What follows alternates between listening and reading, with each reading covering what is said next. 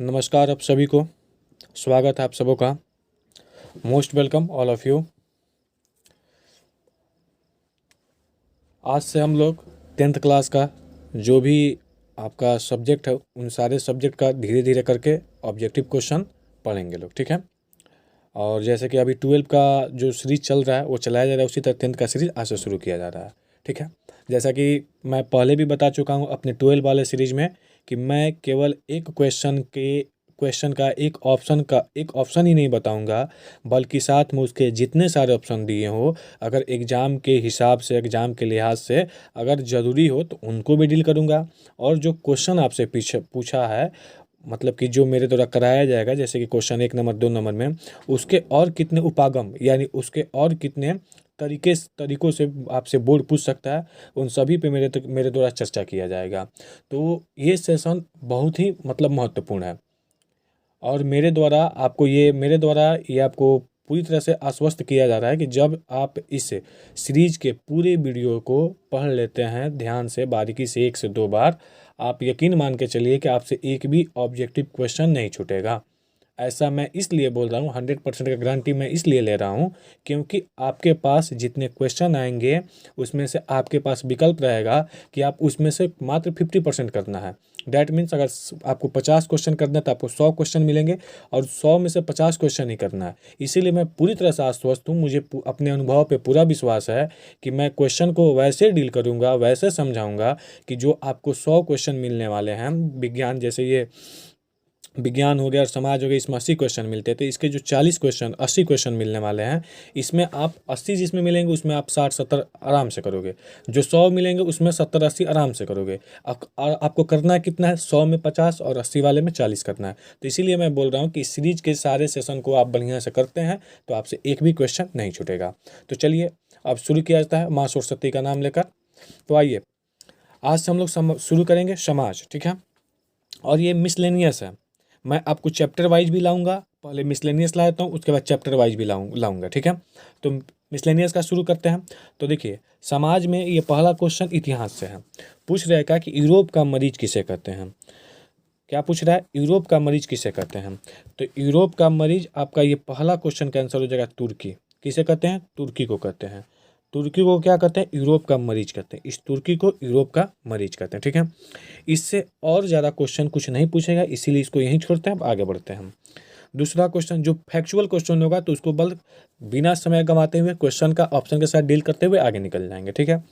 दूसरा क्वेश्चन आपसे पूछ रहा है कि लिच्छवी गणतंत्र भारत के किस राज्य में स्थित है। ऐसा माना जाता है कि सबसे पहला गणतंत्र कौन सा था, लिच्छवी था।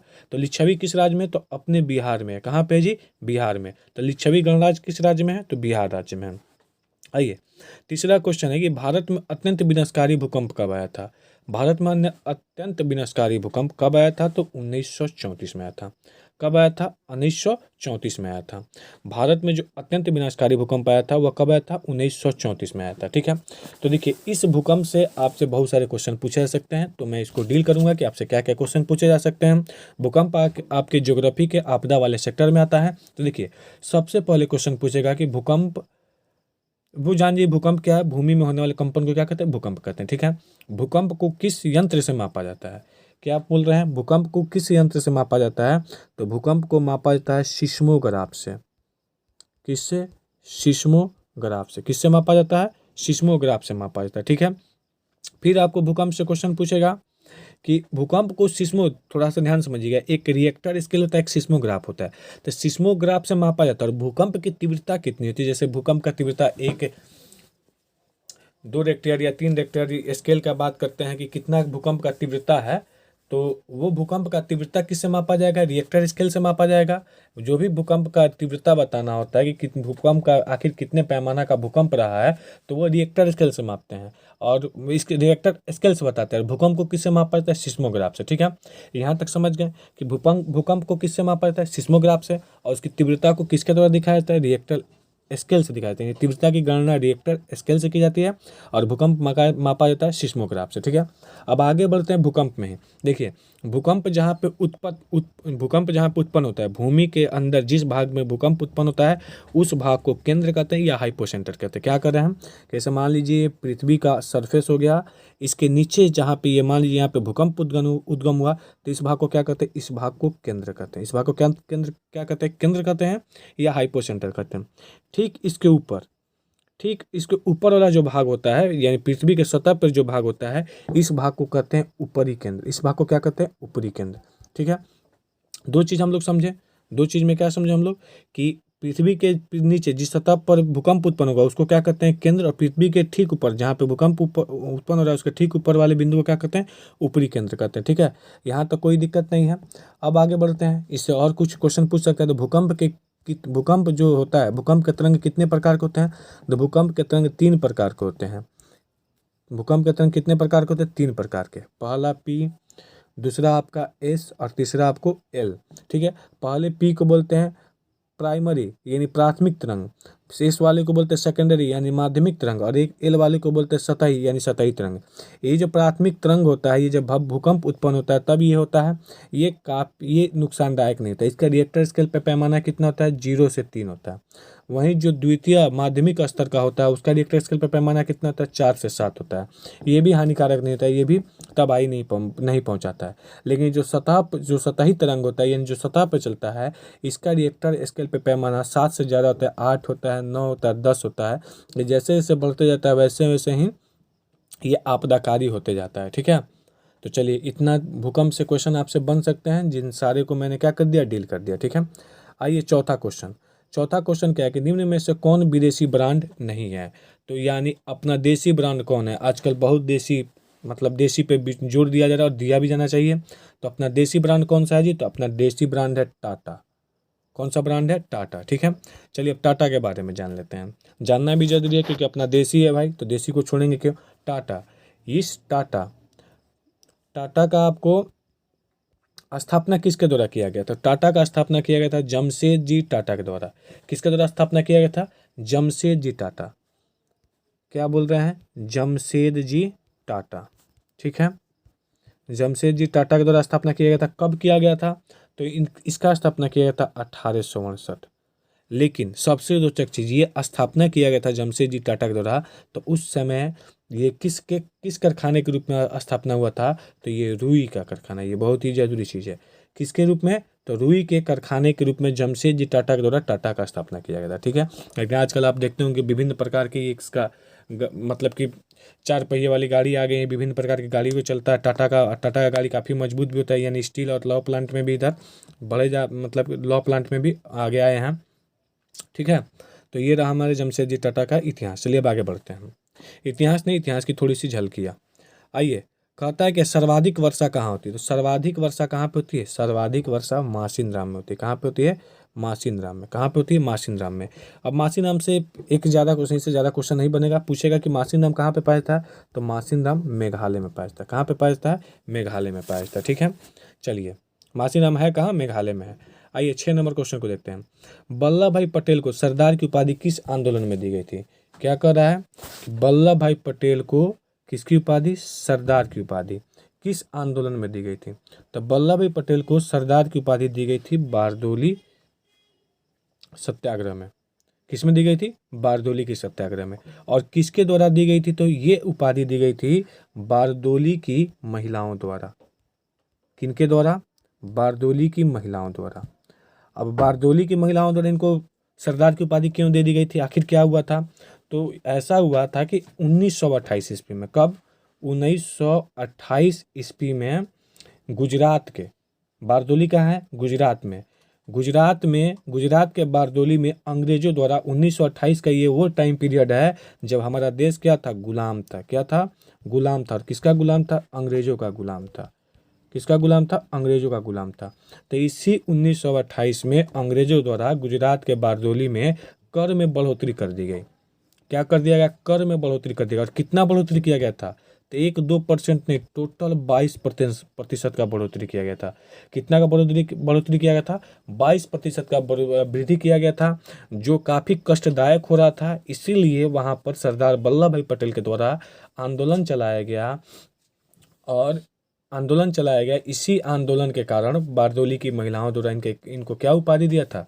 इनको उपाधि दिया था सरदार का उपाधि दिया था। क्या उपाधि मिला था इनको? सरदार का उपाधि मिला था। ठीक है, चलिए अब इसमें आगे देखते हैं, इसमें और सारे ऑप्शन है उसको भी देख लेते हैं। इसके नीचे एक दिया है सी ऑप्शन, खेड़ा आंदोलन। क्या दे रहा है? खेड़ा। तो खेड़ा कहाँ पे है? तो जैसे बारदोली गुजरात में, उसी तरह खेड़ा भी क्या है? गुजरात में है। ठीक है, ये कब हुआ था? ये हुआ था आपको 1918 में। कब हुआ था? 1918 में। और इसको किस नाम से जानते? इसको ये भी एक इसका उपनाम है प्रथम, प्रथम क्या? प्रथम असहयोग आंदोलन। क्या जी? प्रथम असहयोग आंदोलन था खेड़ा आंदोलन। ठीक है, अब आगे चलते, देखिए अहमदाबाद और चंपारण दिया है। ठीक है, तो अहमदाबाद और चंपारण जगह का नाम है। अहमदाबाद भी गुजरात में, चंपारण कहाँ है? बिहार में है। ठीक है, लेकिन चंपारण नाम से संबंधित एक बहुत ही फेमस आपको तथ्य है, उसको भी देख लिया जाए, जिसको क्या कहते हैं? चंपारण सत्याग्रह। क्या है जी? चंपारण सत्याग्रह। और ये फेमस इसलिए भी है क्योंकि ये जो इस देश को आज़ादी करने में जिसकी सबसे बड़ी भूमिका थी, उनका ये पहला आंदोलन था। ठीक है, तो चंपारण सत्याग्रह, चंपारण सत्याग्रह कब हुआ था? 1917 में हुआ था। कब हुआ था? 1917 में हुआ था। कहाँ हुआ था? तो चंपारण में हुआ था। किस लिए हुआ था? तो ये तीन कठिया प्रथा। कौन सा प्रथा? तीन कठिया प्रथा के विरोध में हुआ था। तीन कठिया प्रथा का मतलब क्या था? 3/20 भाग, यानी खेत को 20 हिस्सों में बांटकर उसके 3 हिस्से पे एक विशेष प्रकार के कृषि, एक विशेष प्रकार का खेती करना पड़ता था। इस खेती को किस नाम से जानते हैं? नील की खेती। किस नाम से जानते हैं? नील की खेती। तो 1917 में चंपारण के किसानों द्वारा इसे, जो ये तीन कठिया विधि थी, तीन कठिया विधि के खिलाफ ही क्या था? असंतोष था। तो इसके द्वारा चंपारण के एक किसान थे जिनका नाम क्या था? राजकुमार शुक्ल। क्या नाम था? राजकुमार शुक्ल। राजकुमार शुक्ल नाम था उनका। उन्हीं के द्वारा महात्मा गांधी को चंपारण में सत्याग्रह करने के लिए बुलाया गया था, और महात्मा गांधी आए थे 1917 में चंपारण में, और इसी तीन कठिया प्रथा के विरुद्ध क्या किए थे? आंदोलन किए थे। तो ये कब हुआ था? 1917 में। किसके विरुद्ध में हुआ था? नील की खेती के विरुद्ध में हुआ था, अर्थात तीन कठिया प्रथा के विरुद्ध हुआ था। और ये क्या था? ये गांधी जी का पहला सत्याग्रह था। ठीक है, चलिए इस क्वेश्चन को भी डील कर लिया। अब चलते हैं 7 नंबर पे। 7 नंबर क्वेश्चन की, ब्रह्म समाज की स्थापना किसने की थी? तो ब्रह्म समाज की स्थापना किसके द्वारा किया गया था? राजा राम मोहन राय के द्वारा किया गया था। किसके द्वारा किया गया था? राजा राम मोहन राय के द्वारा किया गया था। और राजा राम मोहन को ही क्या कहता? भारतीय पुनर्जागरण का पिता। भारतीय पुनर्जागरण का पिता कहने का मतलब क्या है कि भारत में भ्रांतियों को, कुरीतियों को दूर करने वाले एक अच्छे समाज सुधारक, एक सच्चे समाज सुधारक, पहले वह समाज सुधारक कौन थे? राजा राम मोहन राय थे, जो भ्रांतियों को नहीं मानते थे और हमेशा उसके खिलाफ रहते थे। इसी में से एक भ्रांति था सती प्रथा। कौन सा प्रथा जी? सती प्रथा। सती प्रथा का मतलब क्या था कि यदि किसी स्त्री का पति किसी कारणवश मृत्यु को प्राप्त करता है, मर जाता है, तो उस अवस्था में स्त्री द्वारा, मतलब कि पति मर गया, आप अभी जिंदा हो, उससे कोई फर्क नहीं पड़ने वाला, आपको भी अपने पति के साथ चिता पे जल जाना है, अर्थात जिंदा जला दिया जाना। तो सोचिए आपका रूह कांप जाएगा, कितना बुरा प्रथा है। उस प्रथा को किसके द्वारा बंद किया गया था? इन्हीं राजा राम मोहन राय के सहयोग से बंद किया गया था। कब? 1829 में। कौन बंद किया था? तो जो उस समय अंग्रेजी वायसराय थे, विलियम बेंटिक। कौन थे? William Bentinck. इन्हीं के द्वारा क्या किया गया था? ये बंद किया गया था। कौन सा प्रथा? सती प्रथा। कब किया गया था? 1829 में। किसके सहायता से? राजा राम मोहन की सहायता से। ठीक है, तो ब्रह्म समाज की स्थापना किसके द्वारा की गई थी? राजा राम मोहन राय के द्वारा की गई थी। इन्हें क्या कहते हैं? भारतीय पुनर्जागरण का पिता कहा जाता है। ठीक है, पूछ देगा कि इनके किसी किताब का नाम बताइए, तो इनके किताब का, एक फेमस किताब का नाम क्या था? संवाद कौमुदी। क्या नाम था? संवाद कौमुदी। क्या नाम था जी? संवाद कौमुदी।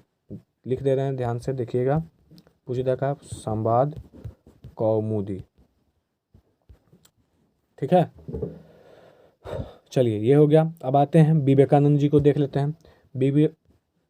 विवेकानंद जी का जन्मदिन क्या है? 12 जनवरी। ठीक है, 12 जनवरी को क्या मनाया जाता है? राष्ट्रीय युवा दिवस। क्या मनाया जाता है? राष्ट्रीय युवा दिवस। 12 जनवरी को किस दिन मनाते हैं? राष्ट्रीय युवा दिवस।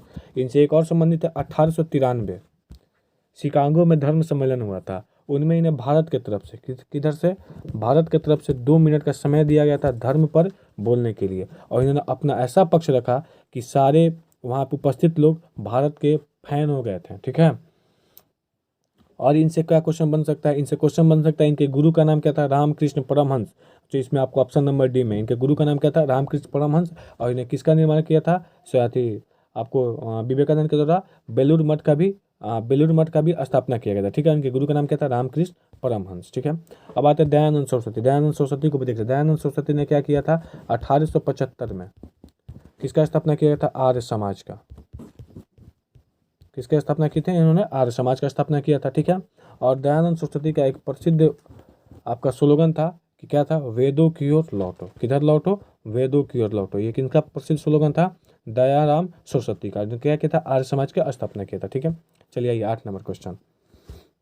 8 नंबर क्वेश्चन देखते हैं। 8 नंबर क्वेश्चन में क्या करेगी, 16वीं लोकसभा में महिला सदस्यों की संख्या कितनी थी। तो 16वीं लोकसभा में महिला सदस्यों की संख्या 61 थी। 16 को उलट दीजिएगा 61 हो जाएगा, ठीक है। इसमें ज़्यादा कुछ फैक्चुअल नहीं है, बस ये पूछ लेगा आपसे कि लोकसभा में कुल कितने सीट हैं भारत में। तो 550 सीट है, लेकिन अभी वर्तमान में कितने सीट पर उम्मीदवार चुने गए हैं या कितना सीटों पर चुनाव हुआ है, तो 543 पे चुनाव हुआ है। चलिए बढ़ते हैं 9 नंबर क्वेश्चन पे। आइए, भारतीय राष्ट्रीय कांग्रेस की स्थापना कब की गई थी, इसका आंसर हो जाएगा 1885। कब किया गया था भारतीय राष्ट्रीय कांग्रेस का स्थापना, 1885 में किया गया था, ठीक है।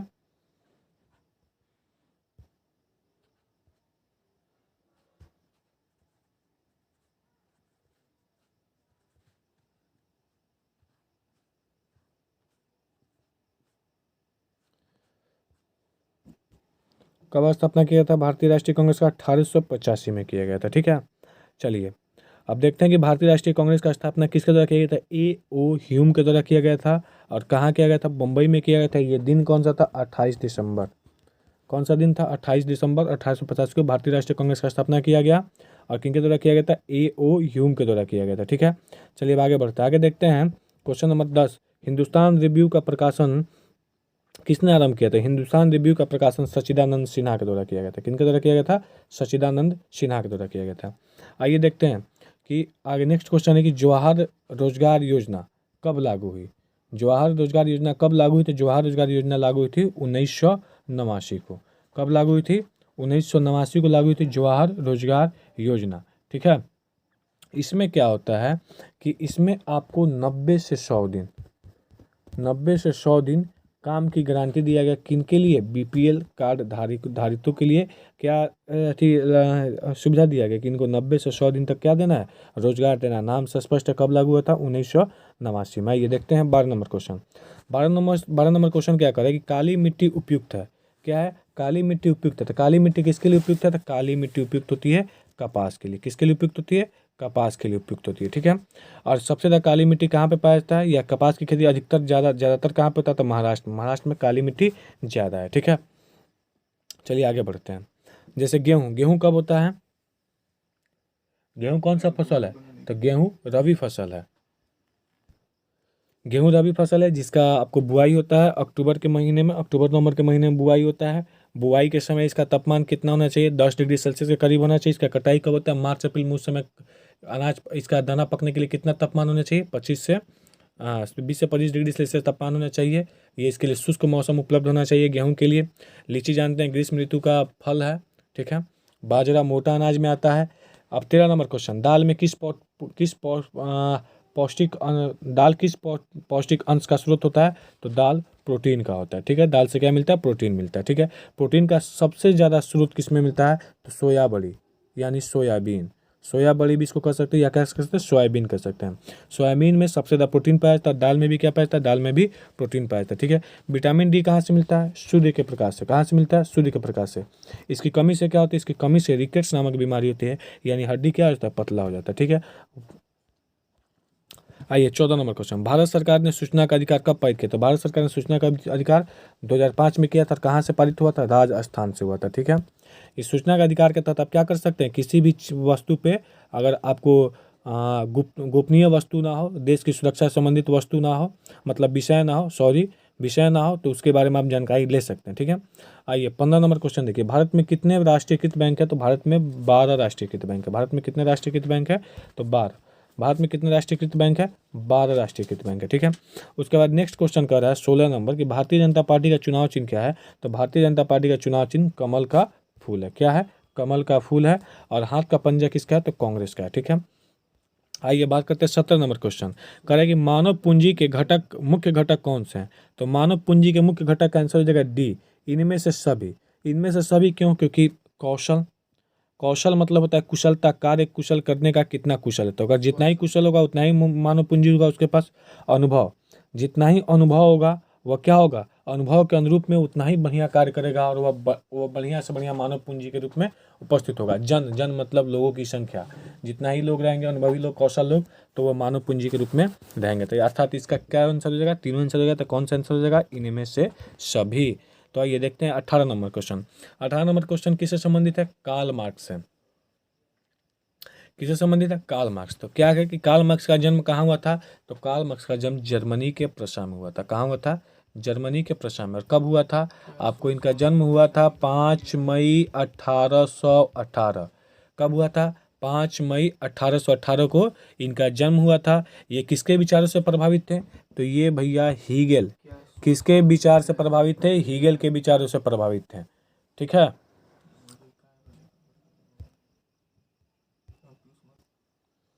ठीक है। तो इनके जन्म के बारे में बात करें, कहाँ जन्म हुआ था, आपको जर्मनी के प्रशा में हुआ था। कब हुआ था, 5 मई 1818 को। किसके विचार से प्रभावित थे, हीगेल के विचार से प्रभावित थे। ठीक है, और बात किया जाए कि इन्होंने किस, कोई किताब लिखा था, जी लिखा था दास कैपिटल। ठीक है, क्या लिखा था, दास कैपिटल। और ये वर्ग संघर्ष का सिद्धांत दिए थे। किसका सिद्धांत दिए थे, वर्ग संघर्ष का सिद्धांत दिए थे। अभी जो इधर दरोगा का एग्जाम हुआ है उसमें ये क्वेश्चन पूछा था कि वर्ग सिद्धांत किसके द्वारा दिया गया था। अगर आप मेहनत से पढ़ाई करते हैं तो ये पढ़ाई केवल 10th तक ही नहीं, आपके आगे तक जाएगी और आपको सफलता दिलाएगी। ठीक है, चलिए आइए देखते हैं 19 नंबर क्वेश्चन। क्या है कि काउंट काबूर को विक्टर इमैनुअल ने किस पद पर नियुक्त किया था। तो विक्टर इमैनुअल कहाँ का शासक था, कहाँ का प्रशासक था, ये प्रशासक था इटली का। कहाँ का था, इटली का। और इसने क्या किया था, इसने काउंट काबूर को क्या किया था, प्रधानमंत्री के पद पे, किस पे, प्रधानमंत्री के पद पे काउंट काबूर को विक्टर इमैनुअल द्वारा आपको नियुक्त किया गया। नियुक्त करने से क्या फायदा हुआ कि काउंट काबूर बहुत बड़ा राजनीतिज्ञ था। उसने क्या किया, इटली के एकीकरण में अपना योगदान दिया। इटली के किस में, एकीकरण में अपना क्या किया था, योगदान दिया था। ठीक है, चलिए आगे बढ़ते हैं 20 नंबर क्वेश्चन। 20 नंबर क्वेश्चन में कि नोबेल पुरस्कार से सम्मानित बांग्लादेशी अर्थशास्त्री कौन है। तो ये आपको है प्रोफेसर मोहम्मद यूनुस। कौन है, प्रोफेसर मोहम्मद यूनुस है। ठीक है, ये बांग्लादेश के अर्थशास्त्री, और इनको क्या मिला था, नोबेल पुरस्कार मिला था। ठीक है, आइए 21 नंबर क्वेश्चन देखते हैं। 16वीं लोकसभा चुनाव का कार्यकाल क्या है। तो 16वीं लोकसभा का चुनाव किस वर्ष हुआ था, सॉरी, तो 2014 में हुआ था। ठीक है, और इसका कार्यकाल हो जाएगा 2014 से 2019।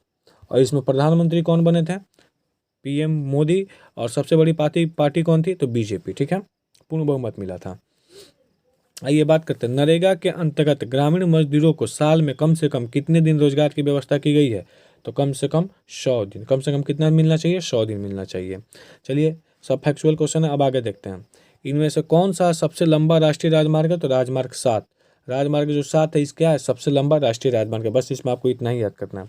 नेपाल नगर, नेपाल नगर क्या है, नेपाल नगर अखबारी कागजों के लिए प्रसिद्ध है। किसके लिए प्रसिद्ध है, अखबारी कागजों के लिए। यहाँ पे क्या होता है, कागज का उत्पादन होता है जो अखबार में प्रयुक्त होता है। ठीक है, तो नेपाल नगर किसके लिए प्रसिद्ध है, अखबारी कागजों के लिए। ठीक है, आइए 25 नंबर क्वेश्चन। कह रहा है कि निम्नलिखित में से कौन सा उद्योग कृषि पर आधारित है। निम्नलिखित में से कौन सा उद्योग किस पर आधारित है, कृषि पर आधारित है। तो सूती वस्त्र कपास से बनता है, कपास का क्या होता है, उत्पादन होता है, तो किस पर आधारित है, कृषि पर। चीनी किससे बनता है, गन्ना से, गन्ना किसका उत्पादन है, कृषि का। जूट, जूट कृषि का अंतर्गत आता है। सीमेंट, सीमेंट जो है ये चूना पत्थर से बनता है।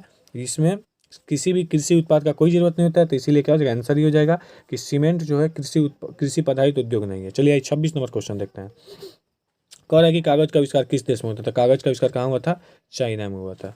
ठीक है, आइए नेक्स्ट क्वेश्चन है कि भारत में सबसे बड़ा बंदरगाह, भारत में सबसे बड़ा बंदरगाह कहाँ है। तो भारत में सबसे बड़ा बंदरगाह है आपको मुंबई में। कहाँ पे है, तो भारत का सबसे बड़ा बंदरगाह मुंबई में है। ठीक है, आइए 28 नंबर क्वेश्चन देखते हैं। 28 नंबर क्वेश्चन क्या करेगा कि पटना में गोलघर किस उद्देश्य से बनवाया गया था? तो पटना में गोलघर अनाज रखने के लिए बनवाया गया था, अनाज को स्टोर करने के लिए, अनाज को रखने के लिए क्या किया था? पटना का गोलघर बनवाया गया था। 29 नंबर क्वेश्चन है कि अंतर्राष्ट्रीय श्रमिक संगठन की स्थापना कब की गई थी? तो अंतर्राष्ट्रीय श्रमिक संगठन की स्थापना 1919 में की गई थी। 30 नंबर क्वेश्चन है आपको कि विश्व व्यापार संगठन का स्थापना कब किया गया था? तो विश्व व्यापार संगठन का स्थापना 1995 में किया गया था। इसके पहले इसका पूर्ववर्ती संस्था था गैट, GATT। क्या था? GATT। ठीक है, ये WTO का पूर्ववर्ती संस्था है। इसी को आगे बदलकर क्या कर दिया गया? WTO कर दिया, यानी वर्ल्ड ट्रेड ऑर्गेनाइजेशन। कब? 1995 में। इसका काम क्या होता है कि विश्व में होने वाले व्यापार को नियंत्रित करना, उसके लिए कानून बनाना। ठीक है, 30 तक हो गया। चलिए देखते हैं 31 नंबर क्वेश्चन को। भारत में वित्तीय वर्ष होता है, तो भारत में वित्तीय वर्ष होता है 1 अप्रैल से 31 मार्च तक। ठीक है, देखिए जिसमें जो क्वेश्चन, बस क्वेश्चन और उसके ऑप्शन का ही ये हो, उसका कोई अन्य उपागम ना हो या उससे अन्य क्वेश्चन कोई नहीं बन रहा हो, तो उसको वैसे ही छोड़ दिया जाएगा। आपका ये जो तैयारी कराया जा रहा है एग्जाम के लिहाज से कराया जा रहा है, तो जो एग्जाम के लिए महत्वपूर्ण होगा उसी को ध्यान दिया जाएगा। ठीक है, चलिए 32 नंबर क्वेश्चन क्या कर रहा है कि बृहद क्षेत्र में जल की उपस्थिति कारण पृथ्वी को कौन सा ग्रह कहते हैं? तो पृथ्वी को नीला ग्रह कहते हैं, क्योंकि पृथ्वी के 75% भाग पे क्या है? जल है। और इस वजह से जब अंतरिक्ष से पृथ्वी को देखा जाता है तो जल के कारण ये क्या दिखता है? नीला दिखता है, इसलिए इसको क्या कहते हैं? नीला ग्रह कहते हैं। ठीक है, कह रहा है कि सूचना का अधिकार का शुरुआत कहाँ से होता था? कुछ देर पहले ही देखा था, पूछा था कि सूचना का अधिकार कब हुआ था? तो 2005 में। अब पूछ रहा है कहाँ से हुआ था? तो उसी समय आपको बताया था कहाँ से? राजस्थान से हुआ था। ठीक है, आइए 34 नंबर क्वेश्चन देखते हैं। कह रहा है कि वर्तमान में नेपाल की शासन प्रणाली कैसी है? तो वर्तमान में नेपाल की शासन प्रणाली लोकतंत्र थी। पहले क्या थी? राजतंत्र थी। उसके बाद क्या हुआ? संवैधानिक राजतंत्र। क्या हुआ? संवैधानिक राजतंत्र। संवैधानिक राजतंत्र का मतलब क्या होता है कि शासन का प्रमुख तो राजा रहेगा, लेकिन जो वहाँ पे शासन चलेगा वह एक संविधान के तहत चलेगा, एक संविधान के अंदर चलेगा। उसी को क्या कहते हैं? संवैधानिक राजतंत्र। ये संक्रमण स्थिति, राजतंत्र और लोकतंत्र के बीच का ये संक्रमण काल है। ठीक है, कहीं कहीं पे सीधे राजतंत्र से लोकतंत्र पे आ जाते हैं, और कहीं कहीं पे क्या होता है कि जहाँ का राजा शक्तिशाली होता है तो राजतंत्र के बाद वो संवैधानिक राजतंत्र पे आता है, और उसके बाद कहाँ आता है? लोकतंत्र पे आता है। ठीक है, तो अभी वर्तमान में क्या है? लोकतंत्र है। ठीक है, आते हैं 35 नंबर। राजनीतिक दलों की मान्यता और उसके चिन्ह किसके द्वारा प्रदान किया जाता है? तो ऑब्वियस है, निर्वाचन आयोग द्वारा किया जाएगा, क्योंकि निर्वाचन आयोग किससे संबंधित है? राजनीतिक दलों के चुनाव से, उसके चिन्ह से, सारे कि कौन सा राजनीतिक दल है या नहीं है, तो सबका निर्धारण किसके द्वारा किया जाएगा? तो निर्वाचन आयोग के द्वारा किया जाएगा। ठीक है, 36 नंबर क्वेश्चन देखते हैं कि भारतीय संविधान के अनुच्छेद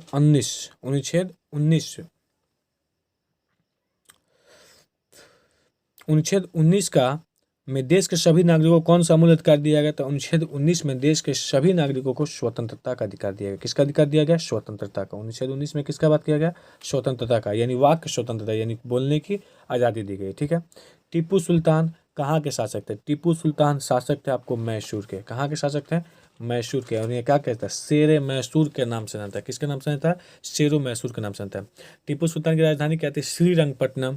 और इसी श्रीरंगपट्टनम में लड़ते हुए 1799 में क्या हो गया था? इनका मृत्यु हो गया था। ठीक है, चाहिए 38 नंबर क्वेश्चन। 38 नंबर क्वेश्चन देखते हैं कि जालियांवाला बाग हत्याकांड कब हुआ था? तो जालियांवाला बाग हत्याकांड हुआ था 13 अप्रैल 1919 को हुआ था। ठीक है, कहाँ हुआ था? 13 अप्रैल 1919 को हुआ था। अब ये क्यों हुआ था? तो देखिए, सैफुद्दीन और किचलू नाम के दो व्यक्ति थे। जो रॉलेट एक्ट कानून आया था 1919 में, तो समझ लिया जाए कि रॉलेट एक्ट कानून क्या था। तो रॉलेट एक्ट कानून को कहा गया है काला कानून। क्या कहा गया है? काला कानून, क्योंकि इसमें कुछ ऐसे प्रावधान थे जो इस उपमा ये जो उपमा इसको दिया गया काला कानून का, उसको सही ठहरा था। इसमें क्या प्रावधान थे? तो इसमें ये प्रावधान थे कि शक के बिहाफ पर, शक होने के आधार पे किसी भी व्यक्ति को पकड़ा जा सकता है, उसे जेल किया जा सकता है। ये लाया इसलिए गया था कि क्रांतिकारी गतिविधियां बढ़ रही थी, उसको रोकने के लिए, कि बिना कोई प्रूफ दिए, बिना कोर्ट में कुछ कहे, किसी को आसानी से पकड़कर, किसी क्रांतिकारी भाई को आसानी से पकड़कर जेल में डाल देने के लिए। और इसी का शिकार हुए थे दो व्यक्ति। आपको कौन कौन? सैफुद्दीन और किचलू। ठीक है, तो इन्हीं दोनों को छुड़वाने के लिए आपको जालियांवाला बाग हत्याकांड में, जालियांवाला बाग में एक आम संगठन सभा चल रहा था, इसी रॉलेट एक्ट पर बात चल रहा था, शांति सभा चल रही थी, और उसी में क्या किया गया था कि जनरल डायर के द्वारा गोलियां चलवाई गई और बहुत सारे निहत्थे लोगों को मार दिया गया था। ठीक है, तो ये दिन कौन सा था? 13 अप्रैल 1919 को। इस वजह से क्या हुआ, रविंद्रनाथ टैगोर ने आपको नाइटहुड की उपाधि त्याग दी और महात्मा गांधी ने कैसरे हिंद की उपाधि त्याग दी, और इसे खिन्न होकर महात्मा गांधी के द्वारा 1920 में असहयोग आंदोलन शुरू किया गया। कौन सा आंदोलन शुरू किया गया था? असहयोग आंदोलन शुरू किया गया था। और इससे संबंधित जालियांवाला बाग की जांच करने के लिए इससे संबंधित एक आयोग बना था, जिसको क्या कहते हैं? हंटर आयोग कहते हैं। मीठे, निम्नलिखित नदियों में से किसे बिहार का शोक कहते थे? निम्नलिखित नदियों में से किसे बिहार का शोक कहते हैं? तो बिहार का शोक कोसी को कहते हैं। किसे कहते हैं? बिहार का शोक कोसी को कहते हैं। आ जाइए, लास्ट क्वेश्चन 40 तक ही रहने देते हैं। तो 40वां क्वेश्चन क्या है कि देख लिया जाए कि सिखों के 10वें और अंतिम गुरु। अंतिम गुरु क्यों, थोड़ा सा कुछ देर बाद डिस्कस करना है आपसे। गुरु गोविंद सिंह का जन्म कहाँ हुआ था? पटना के पटना साहिब में हुआ था। कहाँ हुआ था? पटना के पटना साहिब में हुआ था।